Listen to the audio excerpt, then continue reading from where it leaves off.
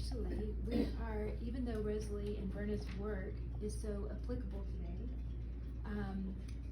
we've just come so far in this country, and I think for many of us, we just don't see a way out. We just are overwhelmed by the mess and all the things that are going on, and it just seems like an insurmountable thing to try to bring America back to what it's supposed to be. And for a long time, Faith just continued in the work that we felt like was the work that Verna and Rosalie had set up. We were here as a resource, we published the curriculum, and we helped people who came to us, which was important. And it was valuable, and it kept us really busy. But several years ago, one of our partner ministries sent out a letter that was really a plea for something bigger to happen. And we actually got this letter as we were traveling, and so we came back, we got a group of people together, and Dr. Myers was with us, and we sat in this room right here, and we all got together, a group of ministries, to form a coalition and to talk about, what could be done in America, what needed to be done. We had a lot of heads of other ministries and school leaders that came together, and people were frustrated. And this was it 4 years ago, I would say, when we were here? It was probably 4 years ago. And so this kind of forced us into a position after we spent the whole day working and talking, knowing that we had to do something bigger, hearing from all these different organizations about what their ideas were, what the problems were, what the solutions were. We really realized that Faith was in such a unique position because of, first of all, the years that had been invested into this ministry, that we had a unique combination of resources and skills, and we felt like we really needed to step up the work that we were doing. So we put this 5-year plan together. We have much more to do after these 5 years, but where we are today in this 5-year plan, after spending that time meeting and planning and talking and working with other ministry leaders, was that to have a greater impact in restoring America, there's 3 parts to this plan. The first is to replicate the model of the principal approach school, because we have seen the impact that a principal approach school can have in a community. It does so much more than just educating children kindergarten through 12th grade. It has a much, it's educating several generations. And so we really see these schools as teaching centers, because they are having to teach parents, grandparents, and they're having to bring the principles of American government back into the community, back into the hearts of people. And so we see them as an anchor of truth in a community where they can really have a much broader impact and a much more, bigger vision than just the children who were in school there. Our plan is to have 50 principal approach teaching centers across the country in the next 5 years. And of course, some of you are here because of that, because you're working in these schools and you're a part of that plan. The second part is to strengthen the foundations.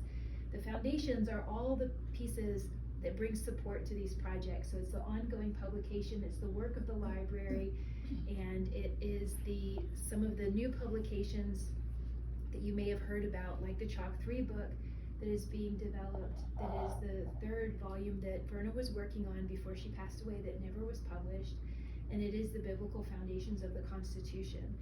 And part of the work that we do here at Faith, even though we're working with schools and school leaders and a lot of parents and developing curriculum, we're also trying to reach pastors. We're trying to help people recognize the necessity for Christian education and preserving and protecting our liberty in America, and trying to get pastors to start waking up to what needs to happen, and how, even though, a lot of the things that were taught years and years ago were Christian concepts that were just so integrated into normal life, we've come so far away from that it seems like an insurmountable thing to try to bring these things back. But the reality is that our liberty here is based on biblical principles, and so without it, we are losing it.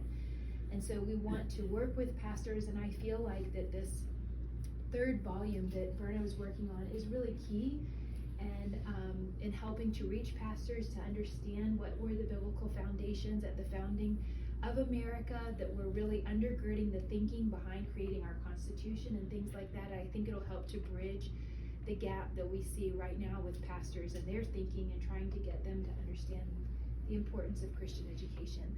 The third part of our plan is enlightening the nation. We know that we are going to have to do a much better job in teaching these principles from generation to generation. And one way that we see that happening is through study groups. Going back to the original ideas that Berna and Rosalie started with, and teaching community by community. Part of the way that this is going to have a great impact is when each one of us just goes out, and you've probably heard this several times in the last few weeks here, but that we each go out and just start teaching these to the people that God has put in our life, whether it's through your church or your family or people in your community that you have contact with, because we each have a responsibility. We know and understand this, and I think that the best way that we can spread this wide, even for supporting our schools and other things that are going on, is by starting study groups and helping people to study and understand these things. We also have a couple of projects that are going on through our coalition, which we've now called the Christian Education Initiative. There's 22 ministries involved.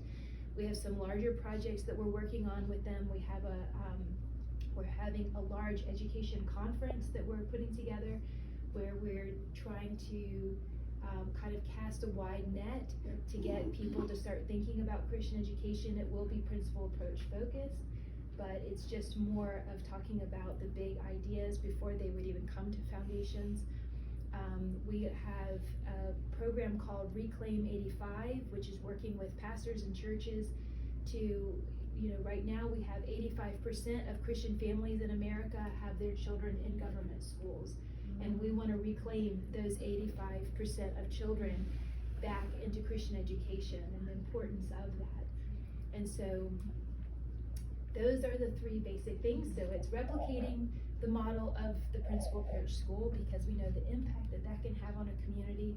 It's strengthening the foundations, the support structures that go into helping the schools and train and teach, and then it's enlightening the nation. I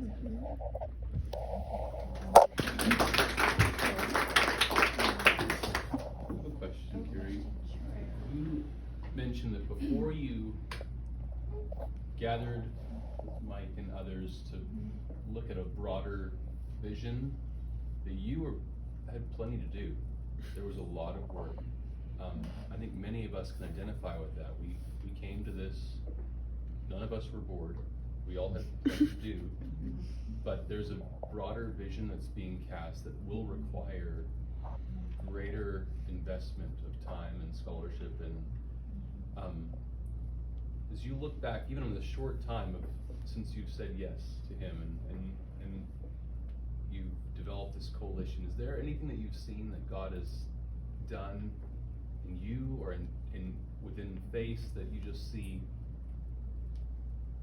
besides a room full of people that wouldn't be here otherwise, but is there something that you see where you see that this is why we're striving forward? I mean, we see this in the short time, but what we see inspires us to continue to go forward in what God's spoken to us.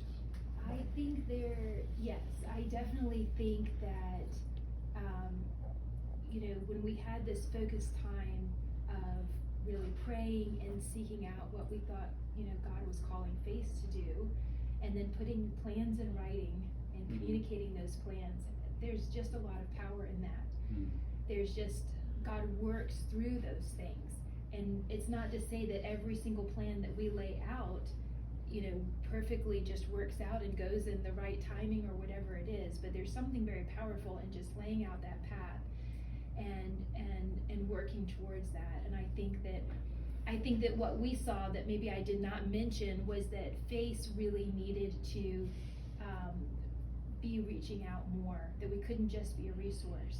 That we were going to have to make these things happen. We were going to have to get a lot of people involved. We were going to have to kind of take bigger steps forward in order to really see something happen. Dan describes principal approach as the tip of the spear, and it's good to hear his whole presentation about that, but I like the idea of that because, you know, we are such a small community of people who understand these things. When you think of all of America, I think he said less than 3% of students that he's tested actually have a biblical worldview. That's not to say principal approach education.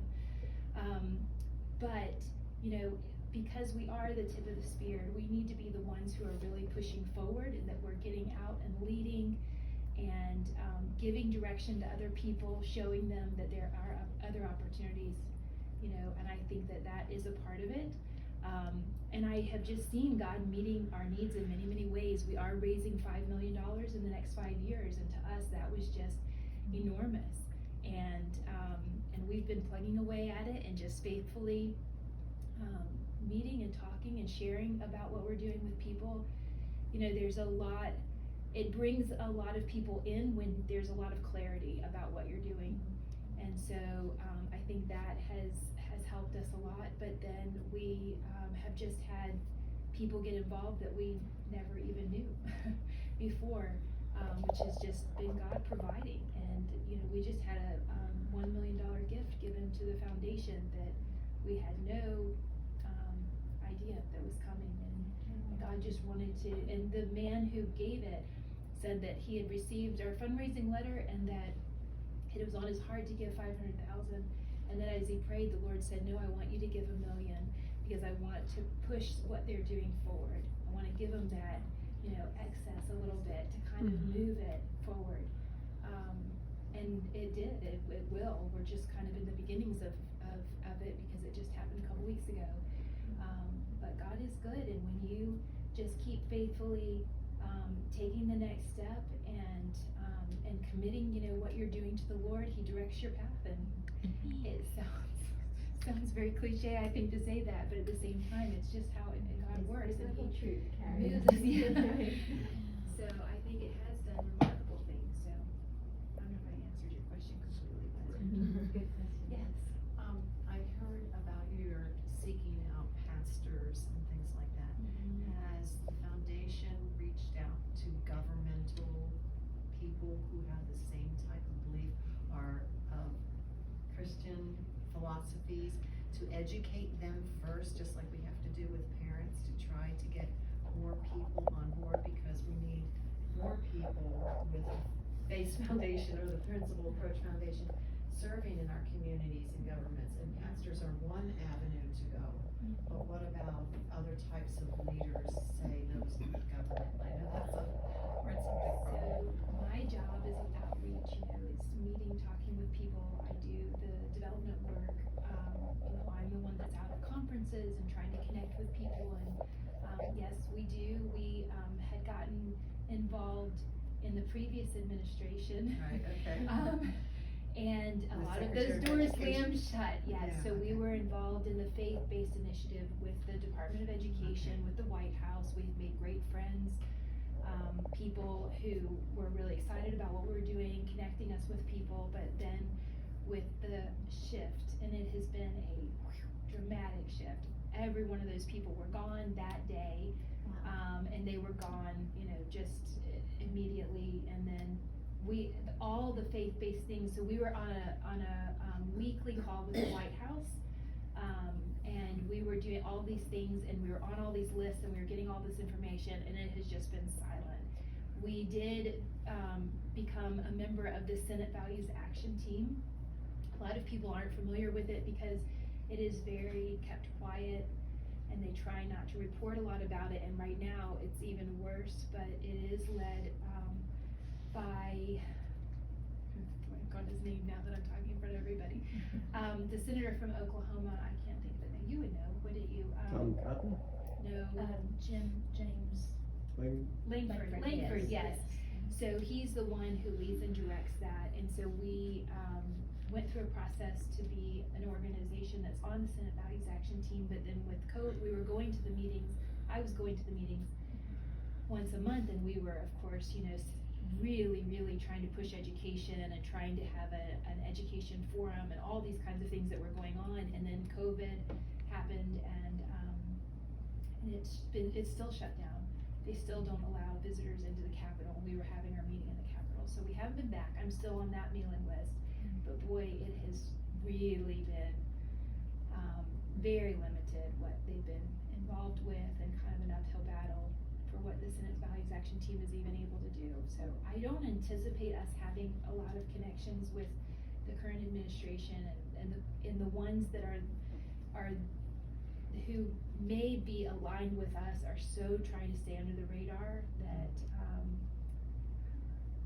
I mean, we just keep building relationships and see where God takes it. But yeah, we are very open to that. We are trying to meet with some people in Virginia and some others who are more conservative in Florida.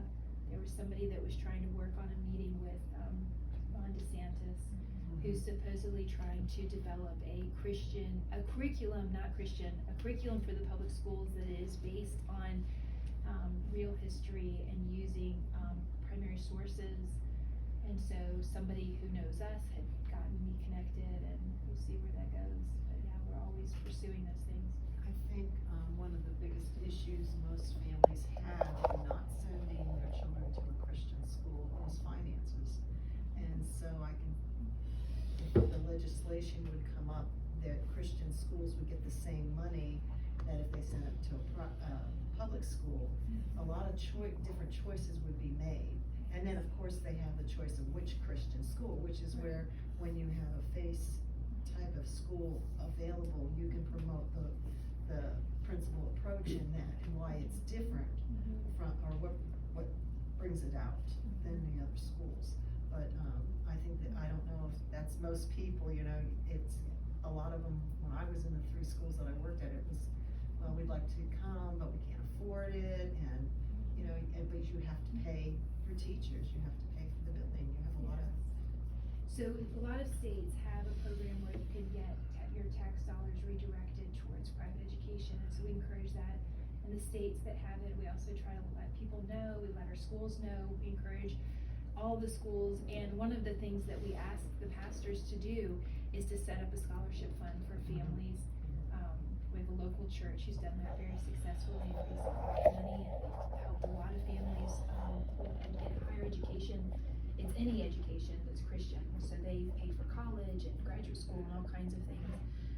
So we do, make people aware and try to encourage those kinds of options. Lots of time, we do pastor summits with Dan Smithwick, and so the pastor summits, we try to bring groups of pastors in for one day, and we talk about the history of education in America, how we got to where we are, what is a real biblical worldview education, and then what do you need to be doing as a pastor. And so we actually ask them to commit to preaching on what the Bible has to say about education and who has the responsibility over the education of their children. And we also ask them to set up a scholarship fund and encourage their families to think about this differently. A lot of them don't want to take a position because they have a lot of people who are in public school in their church, and they don't want to upset them. But we keep trying to remind them, that, they should be teaching what the Bible says on these topics, and then let parents decide and let God move on their hearts. So we are trying to point people in the right direction. But I mean, there is the option to homeschool for some families. And one of the things that we're trying to do that has been kind of added on just in the last year is to start a principal approach online high school.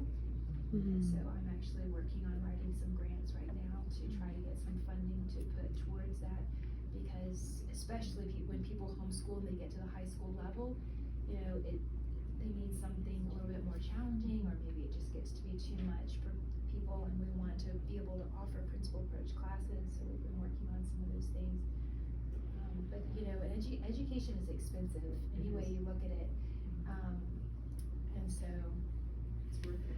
yeah, Betsy DeVos actually had what I thought was a wonderful program that she was trying to initiate, where we were going to get our federal doctors, but boy, that has been shut down really fast. So I don't think we have enough to do, so I would suggest there's a lot of public school teachers right now that are probably up to here in CRT or whatever, that might be available, Christian teachers that might be able to retrain. So there's a lot of things to pray about. I guess I don't need to give you any more to do. No, there is a lot of things to pray about, and there is a lot of work, and we're excited to see teachers come through the certification program with FACE so that we can be able to send them out, because there are definitely, you know, much more opportunities, and FACE has been growing by leaps and bounds during this time. I mean, our book sales have been way up, our dictionary sales are up like 55% just since the election. There's a lot of, a lot of things happening, and a lot of people are waking up, and the harder that the other side pushes these things, you know, the more I think people are gonna be forced to do something different.